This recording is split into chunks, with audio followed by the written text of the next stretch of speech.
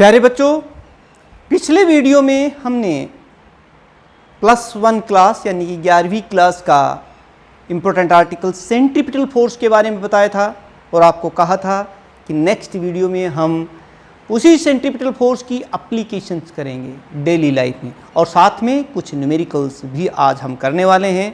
और शुरुआत उसी एक पॉइंट से कि आप इस channel physics by IC sir हर तरह के फिजिक्स की सॉल्यूशंस के लिए, सभी क्लासेस के लिए, सभी कॉम्पिटिटिव्स के लिए आप इसमें आपको हर तरह का सॉल्यूशन मिलने वाला है। तो उसके लिए आप अपने इस चैनल को सब्सक्राइब कर लीजिए और आगे सीखिए। आज हम करने वाले हैं applications of centripetal force. There are a number of applications in daily life of the centripetal force. हम उनमें से कुछ जो आपके लिए इम्पोर्टेंट हैं, आपके सिलेबस के हिसाब से, आपके कंपटीशन एग्जाम्स के हिसाब से उन्हीं को करेंगे। और सबसे पहले हम ले रहे हैं bending of the cyclist. Bending of cycle.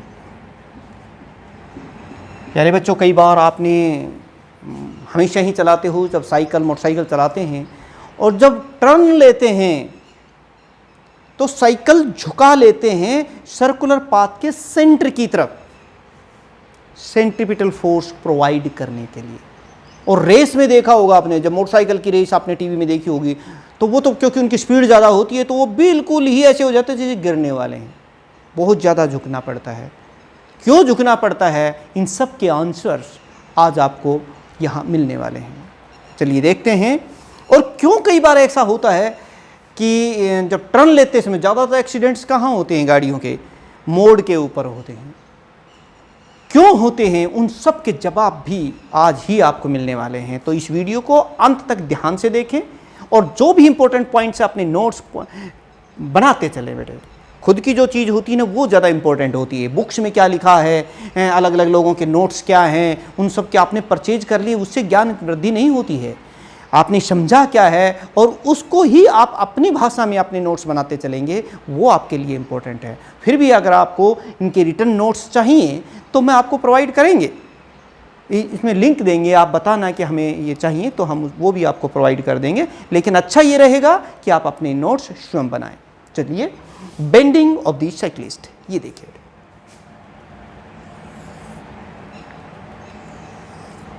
ये एक मोड़ है, यहाँ पर टर्न ले रही है गाड़ी। इसका रेडियस मान लेते हैं r है। ये देखिए, जब कोई साइक्लिस्ट है, अगर लेवल रोड है, बिल्कुल सीधा रोड है, तो वो बिल्कुल सीधा जाता है, झुकता नहीं है। ये देखिए बेटे, यहाँ ये है वो साइकिल।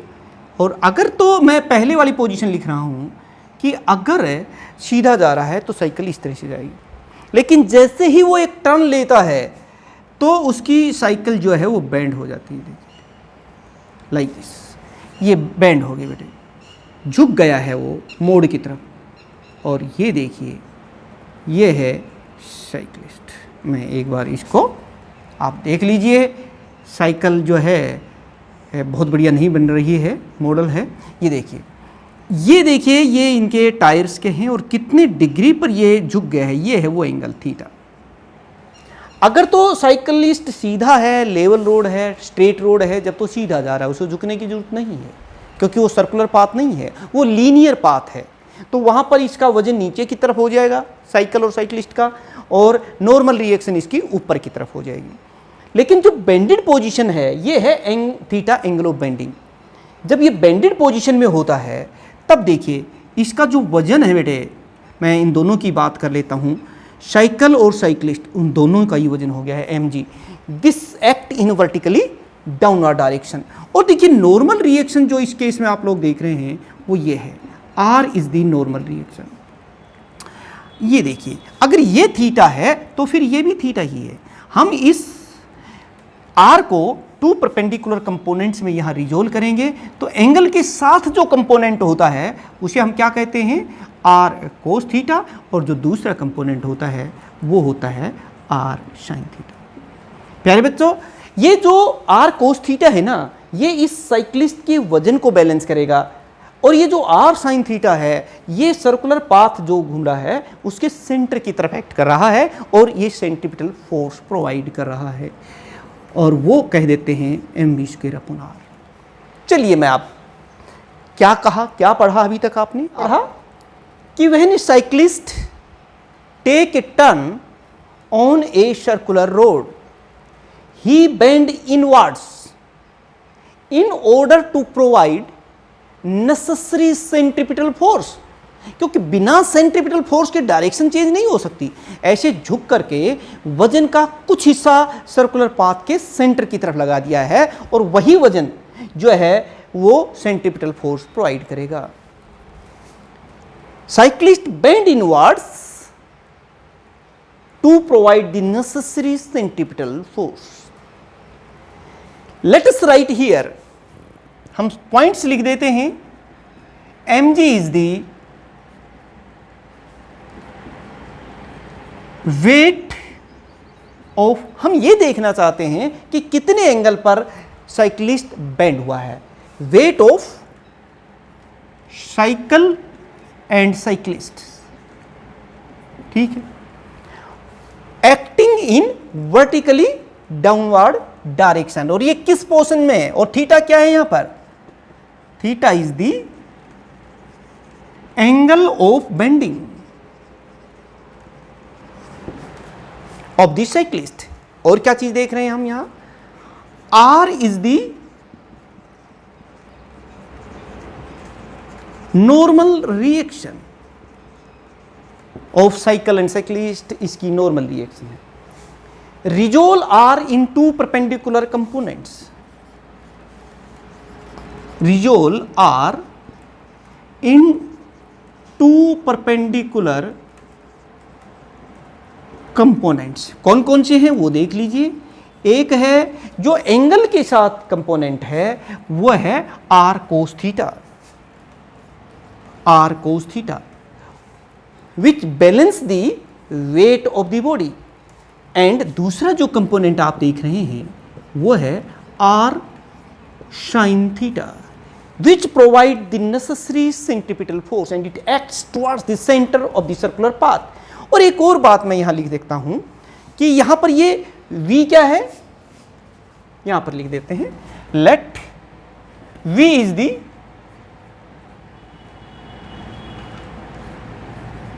velocity of cycle, मतलब साइकिल किस वेलोसिटी से मूव कर रही है, एंड आर क्या है यहां पर?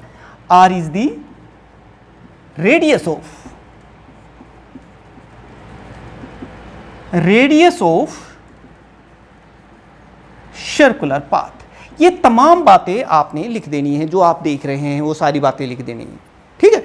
अब देखिए, जो चीजें हम यहां नोट कर रहे हैं, सबसे पहले हमने क्या कहा कि ये जो कंपोनेंट है आर साइन थीटा, जब झुक गया है बेंडेड पोजीशन में, जब बेंडेड पोजीशन नहीं थी, मैंने पहले भी बताया कि अगर लेवल रोड पे जा रहा है, बिल्कुल स्ट्रेट रोड पे जा रहा है, तो इसका वजन किधर एक्ट करेगा? नीचे की तरफ, और नॉर्मल रिएक्शन किधर हो जाएगा? ऊपर। आर बराबर एम जी, बात खत्म। क्योंकि सेंट्रीपिटल फोर्स की वहां जरूरत नहीं थी, सर्कुलर मोशन वहां था ही नहीं। लेकिन जैसे ही सर्कुलर पाथ पे आया, जब उसने टर्न ली, तब वो झुका, क्योंकि उस समय सेंट्रीपिटल फोर्स चाहिए। वही बात हम यहां लिख रहे हैं कि r sin theta, this component provide the necessary centripetal force. हम यहां ये लिख सकते हैं, r sin theta is equal to mv²/r।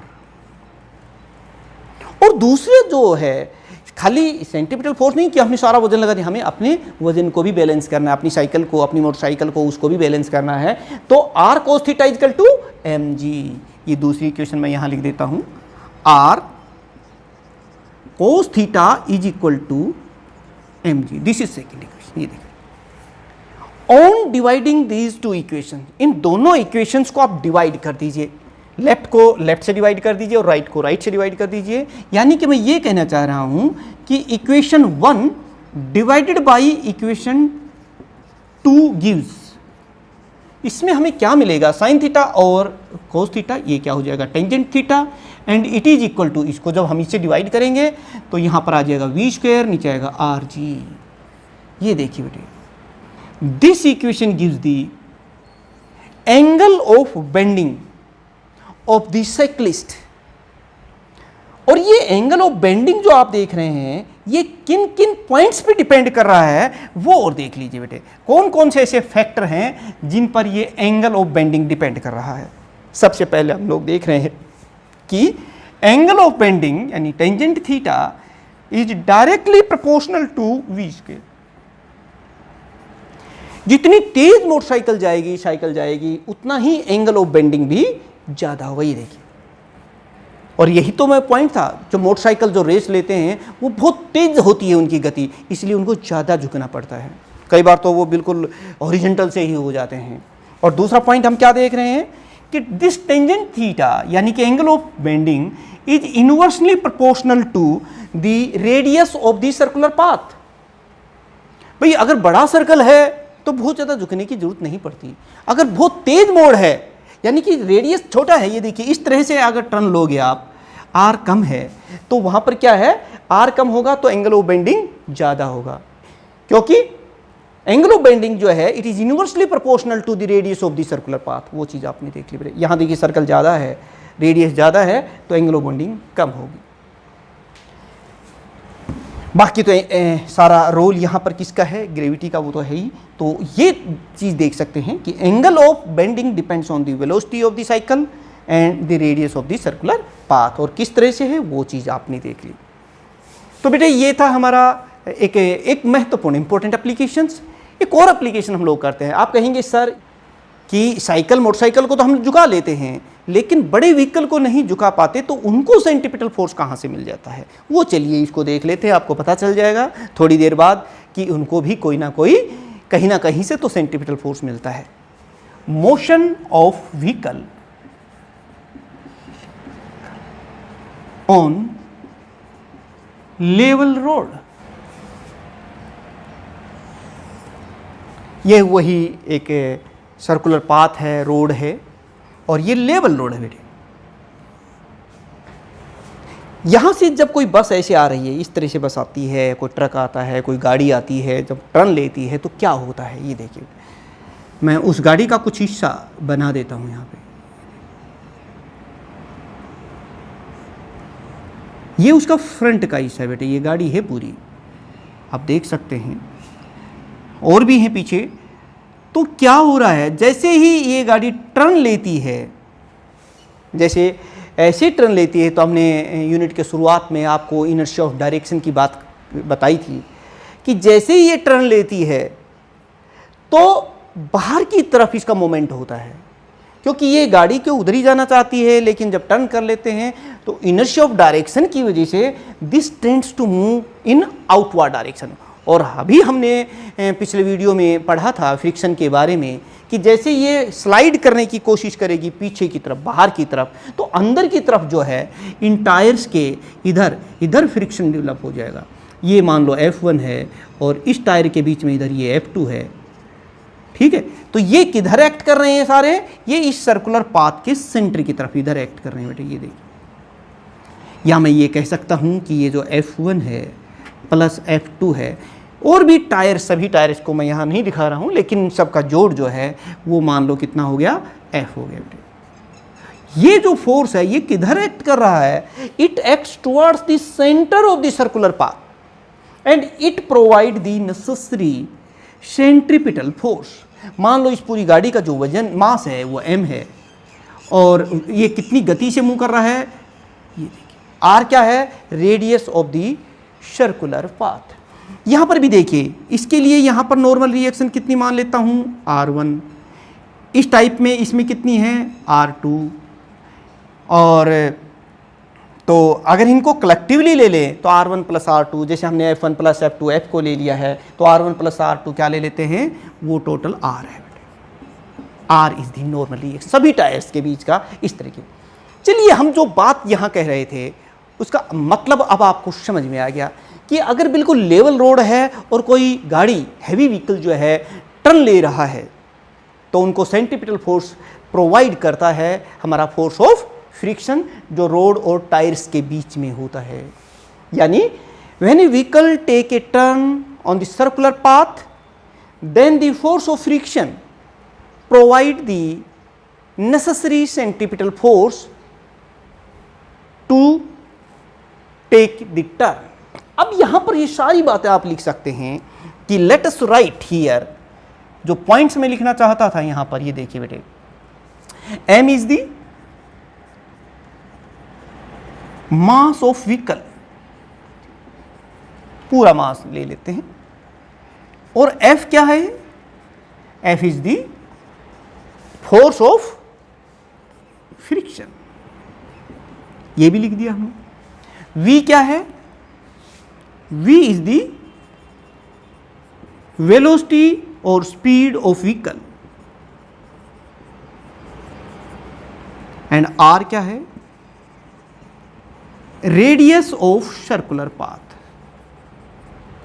ये बेटे सारी की सारी चीजें आपको लिखनी चाहिए, पता होना चाहिए। ये हमने लिख दिया। अब पहले ही मैंने बता दिया यहां पर कि this force of friction provide the necessary centripetal force. तो ये कितना हो जाएगा यहां पर कि mv² अपॉन r, ये है हमारा सेंट्रीपिटल फोर्स और ये है force of friction. Using laws of friction, using laws of friction, क्या लॉ था आप बताओगे? वो था हमारा F is equal to mu R. ये देखिए F is equal to mu R, और R किसके बराबर है बेटे? ये इसके वजन के बराबर है, R बराबर mg। वो भी हम यहां लिख देते हैं, R is equal to mg। तो ये इक्वेशन से अब हमारा फोर्स ऑफ फ्रिक्शन कितना हो गया बेटे? ये देखिए F is equal to mu mg, ये इक्वेशन।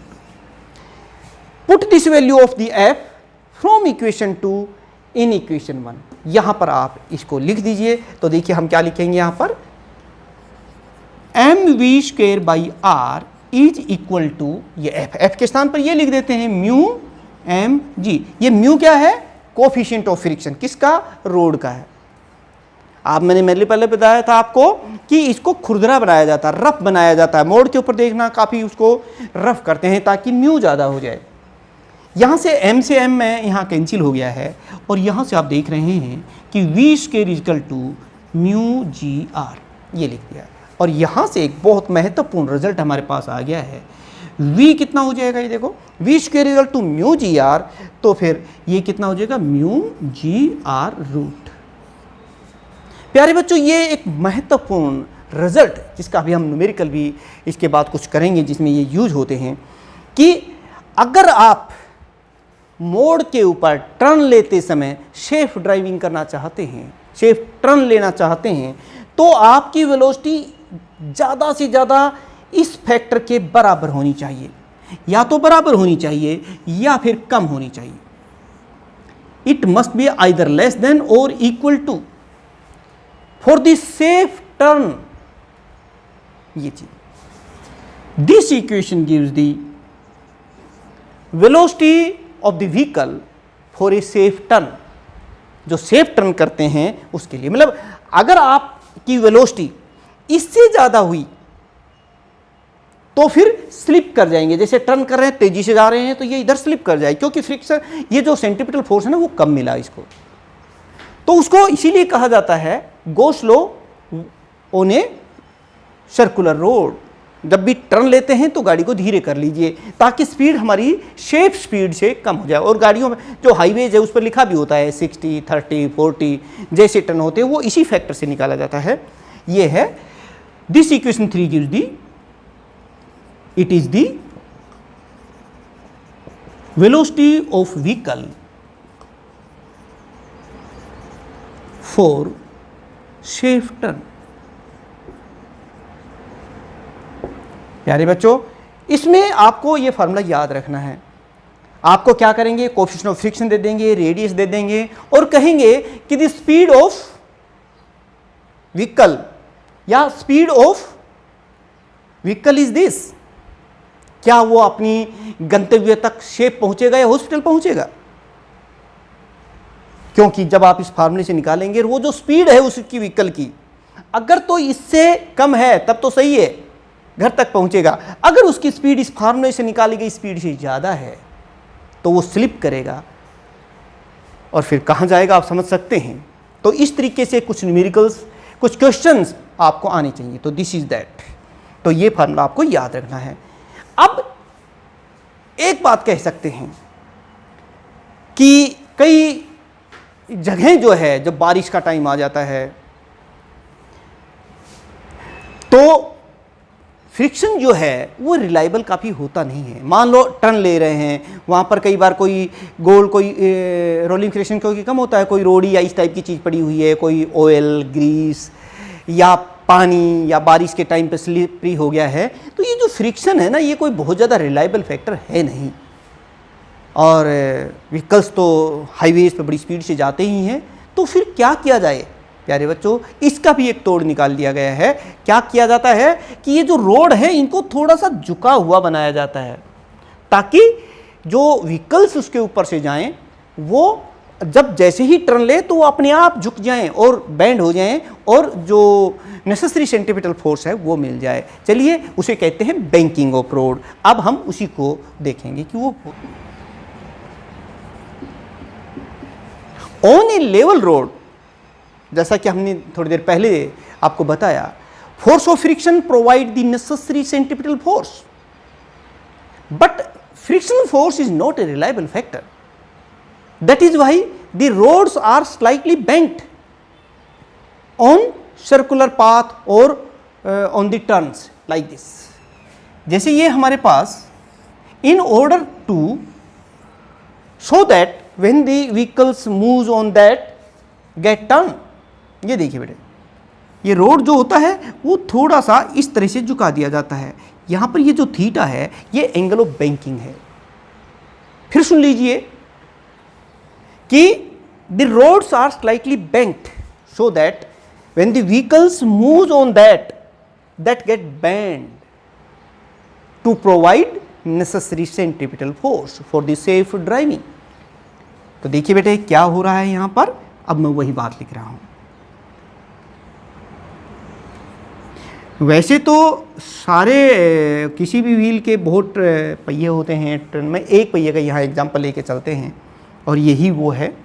यहाँ पर हम लिखना शुरू कर देते हैं, let theta is the angle of banking of road,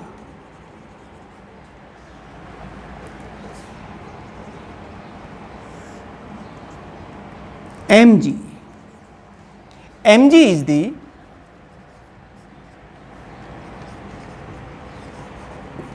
weight of vehicle acting in vertically downward direction. R is इस सरफेस की जस्ट नॉर्मल रिएक्शन है। R is the normal reaction.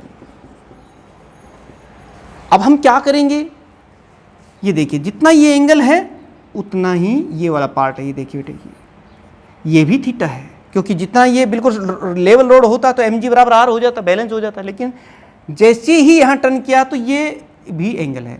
Resolve this r in to perpendicular component.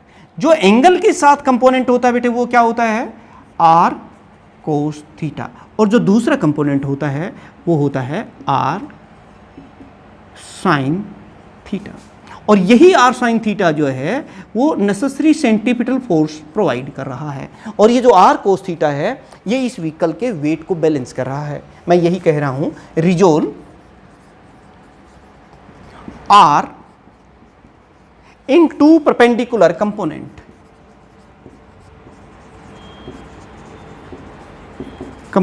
एक होता है हमारे पास r, देखिए cos theta जो एंगल के साथ वाला कंपोनेंट है। रिजोल्यूशन ऑफ वेक्टर वाला पार्ट आप इस आइकॉन को देख करके देख सकते हैं, पढ़ सकते हैं, दोबारा से उस वीडियो को देख सकते हैं अगर आपने रिजोल्यूशन ऑफ वेक्टर प्रॉपर नहीं पढ़ रखा है तो। और दूसरा देखिए, दूसरा जो कंपोनेंट है वो क्या है, r sin theta.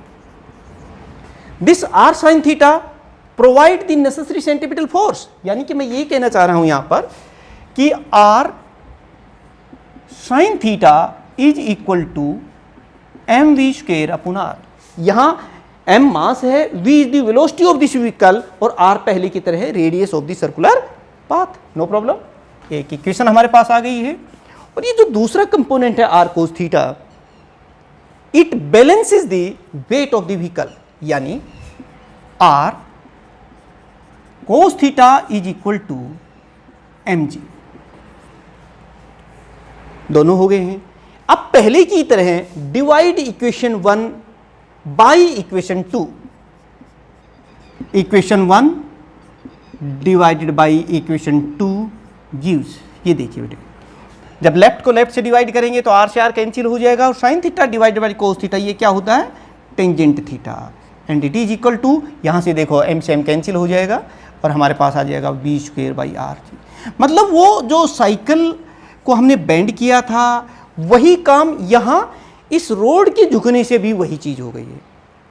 This equation 3 gives the angle of banking and it depends on 3 factors.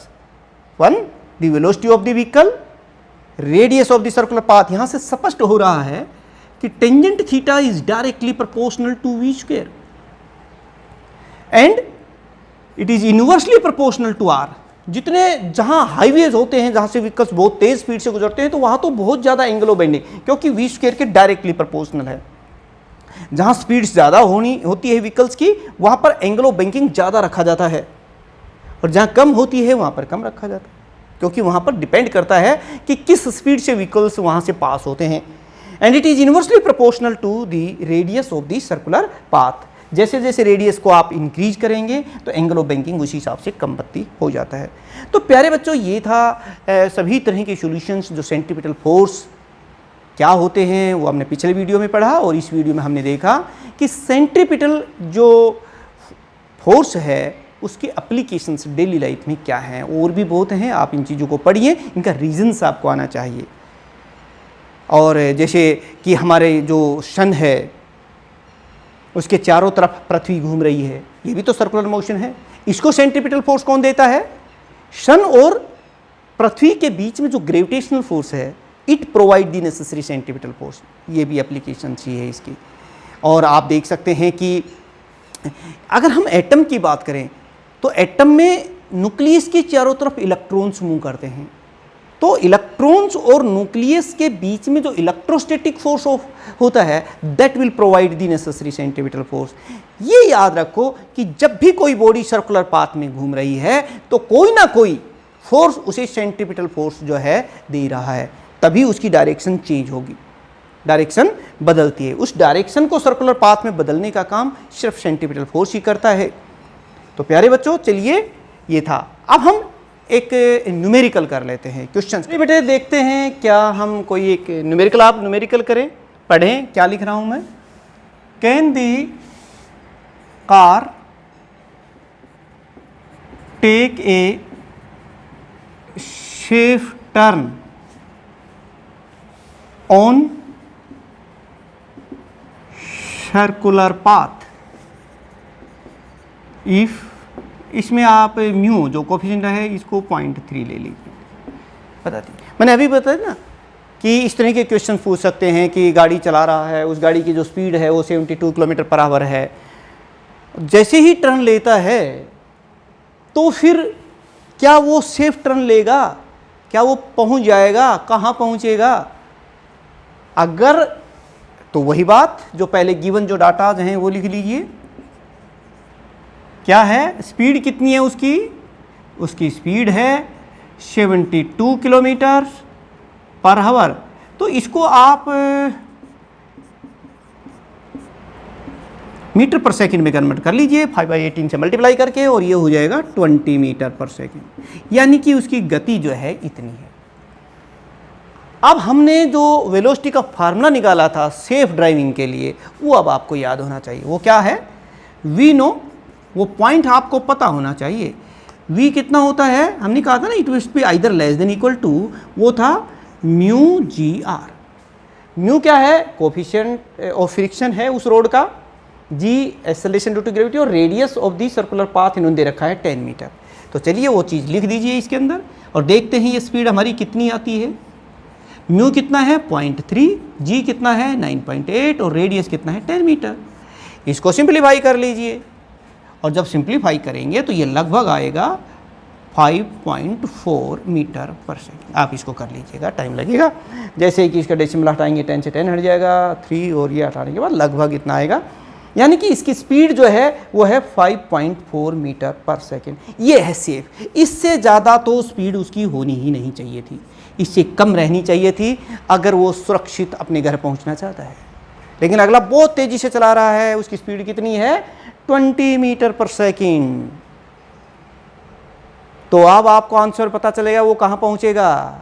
वो जैसे ही टर्न लेगा स्लिप कर जाएगा। क्यों? क्योंकि उसकी स्पीड जो है वो 20 मीटर पर सेकेंड है, जबकि सेफ स्पीड जो मैक्सिमम स्पीड हो सकती थी उस रोड के ऊपर सेफ्टी के लिए वो थी 5.4 मीटर पर सेकेंड। तो आप कहेंगे this speed is not the safe speed, the car get slipped and it goes off. क्योंकि जब इस तरह से टर्न लेगी और कार की स्पीड क्योंकि ज़्यादा है तो वो बिल्कुल रोड के बाहर की साइड में स्लिप कर जाएगी। तो प्यारे बच्चों, इस तरह से बहुत से न्यूमेरिकल हम आने वाले जो वीडियो है उसमें भी करेंगे। उसमें हम कंपटीशन पर आधारित न्यूमेरिकल्स हैं वो भी लेंगे और आपकी क्लास के भी बहुत ज़्यादा प्रैक्टिस करेंगे। आप भी प्रैक्टिस करते रहें इन क्वेश्चंस को। सबसे पहले जो भी बेसिक बातें हमने इस वीडियो में बताई हैं वो करें और फिर इस तरह के कुछ न्यूमेरिकल्स हैं उनको करने की कोशिश करें।